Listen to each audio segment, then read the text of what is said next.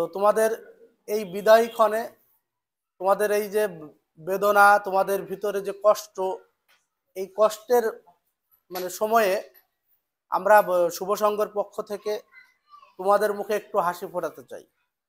যে হাসিটা আসলে কি হবে, তোমাদের ওই বিদায়টাকে কিছুটা হলেও একটু স্বস্তি দেবে, একটু আনন্দ দেবে। তো যে কারণেই আসলে খুব ভালো একটি দিন আমরা বাছাই করতে পেরেছি, যে প্রাথমিকের শেষ দিনেই আমরা তোমাদের হাতে সামান্য কিছু উপহার তুলে দিতে পারছি, যেহেতু কালকে থেকে তোমাদের পরীক্ষা শুরু, তাই না? তো কালের কণ্ঠ শুভ সংঘ আগে নাম ছিল, এখন বসুন্ধরা শুভ সংঘ। বসুন্ধরা শুভ সংঘ এইরকম অনুষ্ঠান সারা দেশে করছে। আমরা যারা খুব অসহায় গরিব তাদেরকে স্বাবলম্বী করার জন্য বিভিন্ন কার্যক্রম হাতে নিয়েছি। আমরা মেহেরপুরে প্রায় কয়েকবার শত শত কম্বল বিতরণ করেছি। আমরা যারা একেবারে অসহায় এদেরকে স্বাবলম্বী করার জন্য দোকান করে দিয়েছি। আমরা মুজিবনগরে একটা মেয়েকে এইচএসসি পড়ার জন্য তার শিক্ষাবৃত্তির ব্যবস্থা করেছি 2 বছরের জন্য। ঠিক এভাবে আমরা অনেক কাজ করি যেগুলো নীরবে নিভৃতে, আমাদের কিন্তু প্রচারণা কম। যতটুকু প্রচার করি আমরা আমাদের এই কালের কণ্ঠ, আর আমি মেহেরপুর প্রতিদিনে থাকার কারণে মেহেরপুর প্রতিদিনে। তাছাড়া ঢাক ঢোল পিটিয়ে খুব বেশি প্রচারণা কিন্তু আমরা করি না, আমাদের মধ্যে এগুলো যায়ও না। তো সেই লক্ষ্যে আমরা প্রতি মাসেই কিন্তু কোনো না কোনো কাজ করি। আমরা গত মাসে মেহেরপুর সরকারি কলেজে এই যে অস্থির জেনারেশন, আমরা জেনজি বলি, একটা অস্থির জেনারেশন, এই জেনারেশন কেউ লেখাপড়া করে না, সারাদিন টিকটক মোবাইল রিলস নিয়ে ব্যস্ত। আমরা তাদেরকে সাথে নিয়ে একটা পাঠচক্রের আয়োজন করেছিলাম।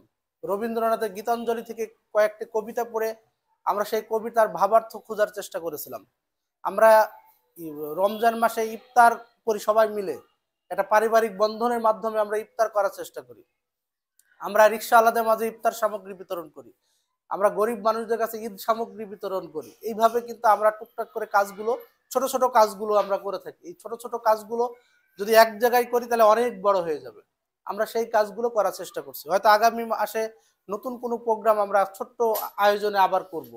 আমাদের কথা হলো যে একটি মানুষ, একটি বাচ্চাও যদি উপকৃত হয়, একটি পরিবারও যদি উপকৃত হয়, এইটাই আমাদের কাছে একটি পরম আনন্দের এবং একটি বড় বিষয়। একটা কথা লেখা আছে, শুভ কাজে সবার পাশে। এই লাইনটার মধ্যে আমরা আসলে কি করতে চাই লেখা আছে, শুভ কাজ, ভালো কাজ সবার পাশে। আমরা ভালো কাজে সবার সাথে থাকতে চাই, সবার সাথে হাত মিলিয়ে কাজ করতে চাই, উদ্দেশ্য আমাদের এটা। এবং আমাদের সংগঠনের সাধারণ সম্পাদক নাফিউল ইসলাম আমরা আসলে কোন জাতীয় কাজগুলো করে থাকি ইতিমধ্যে কিন্তু বলে দিয়েছে। আমরা প্রাথমিক বিদ্যালয়, সামনে যে কুদরতুল খুদা মাধ্যমিক বিদ্যালয়, এরকম বিভিন্ন শিক্ষা প্রতিষ্ঠানে আমরা যেমন শিক্ষা উপকরণ বিতরণ করে থাকি। ঈদ আসলে ঈদ সামগ্রী বিতরণ, তারপরে আমাদের শীতের শীতবস্ত্র বিতরণ, এরকম আমাদের সামর্থ্যের মধ্যে যতটুকু সম্ভব আমরা একটু ভালো কাজ করতে থাকি। আসলে উপহার যদি একটা চকলেটও হয়, আমার কাছে মনে হয় যে ওটা একটা উপহার, অনেক দামি যেটা, সেটাও যেমন উপহার। একটি চকলেটে যদি কেউ ভালোবেসে দেয় সেটা একটি উপহার। আমাদের খুব সামান্য উপহারের কিন্তু আমাদের কাছে মনে হয় এই সামান্য কাজগুলো যদি আমরা সমাজের এরকম প্রত্যেকেই করতে থাকি, এই কাজটা আর সামান্য থাকবে না, তখন হয়ে যাবে অসামান্য। আমরা এই অসামান্যর একটু অংশীদার হতে চাই তোমাদের সাথে, সেই লক্ষ্যে আজকে আমাদের এই স্কুলটি বাছাই করা। আমি শুভ সংঘকে আরো অনুরোধ করব, তারা যেহেতু শুভ কাজে আছে, বাংলাদেশের বর্তমানে মাদক নিয়ন্ত্রণ, তারপরে বাল্য বিবাহ, এবং আরেকটা যেটা যে খুব হানাহানি বা মারামারি, আমরা কেমন যেন একটা অসহিষ্ণু জাতি হিসাবে সারা পৃথিবীর বুকে পরিচিত হতে যাচ্ছি, এরকমই মনে হচ্ছে আমাদের কাছে। তো এইগুলা নিয়ে কাজ করলে আমার মনে হয় আরো ভালো হবে।